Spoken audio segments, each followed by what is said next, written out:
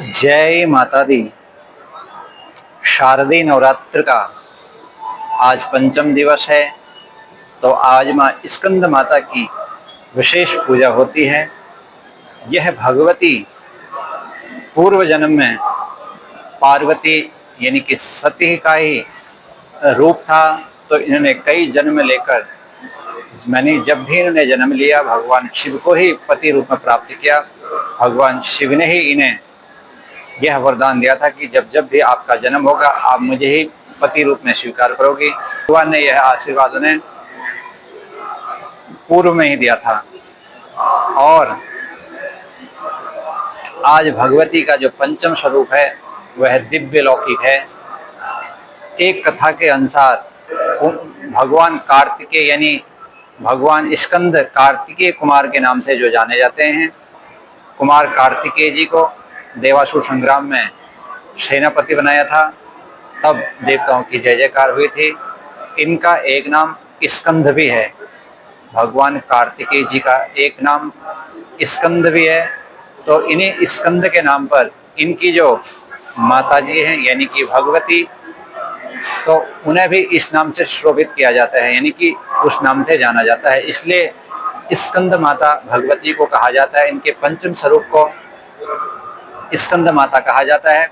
कभी कभी सांसारिक दृष्टि में कभी कभी पुत्र को माता के नाम से सुशोभित किया जाता है या माता के नाम को पुत्र के नाम से सुशोभित किया जाता है। यानी इस व्यवहारिक जीवन में भी हम देखते हैं कभी कभी किसी पुत्र को माँ के नाम से अलंकृत किया जाता है, तो कभी कभी माता को पुत्र के नाम से अलंकृत किया जाता है। तो यहाँ भी यही कथा है, यही महत्व है कि कुमार कार्तिकेय जिन्हें स्कंद कहा जाता है, उन्हीं के नाम से भगवती को भी स्कंद माता के नाम से शोभित किया जाता है। सूर्य लोक अधिष्ठात्री देवी होने के कारण इनमें वह दिव्य तेज है जो भक्त इनकी उपासना करता है। उसके पास यह सूर्य भगवान की वह जो तेज ओज शक्ति है, सहने की शक्ति प्राप्त हो जाती है। तो आप भगवती की विशेष आराधना करें जिससे आपको वह शक्ति प्राप्त हो सके। आज के दिन हर भक्त का मन चित्त वृत्तियां एकाग्र होकर भगवती के उन चरणों में समर्पित होने लगती हैं। तो आप भी ऐसे ही भगवती को मनाएं और उन्हें प्रसन्न करें। आज के दिन भक्त का मन अनाहत चक्र में स्थित रहता है, तो ऐसे में इन पावन दिनों में भगवती के इस दिव्य स्वरूप का आप पूजन करें। उन्हें विविध प्रकार के भोग जैसे भी आपके पास उपलब्ध हों वैसे लगाएं।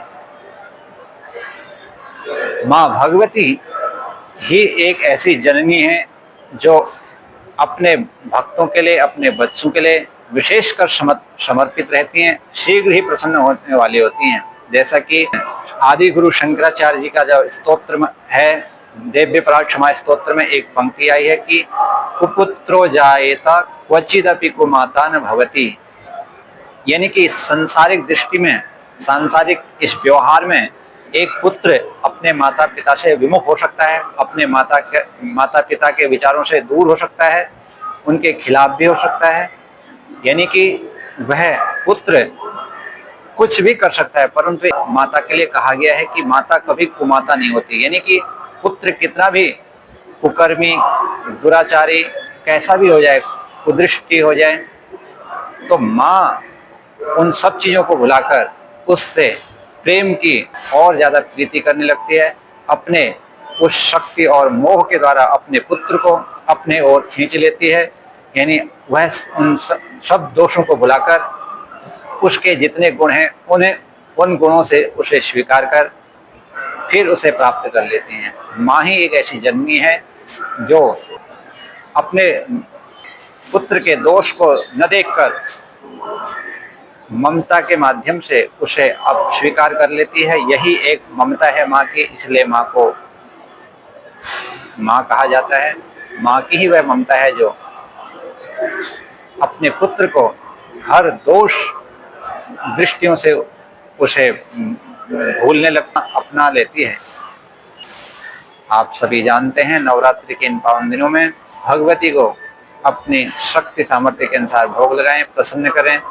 दिन हमें बहुत दिनों बाद देखने को मिलते हैं, आप ऐसे में भगवती को मनाएं। जय माता दी।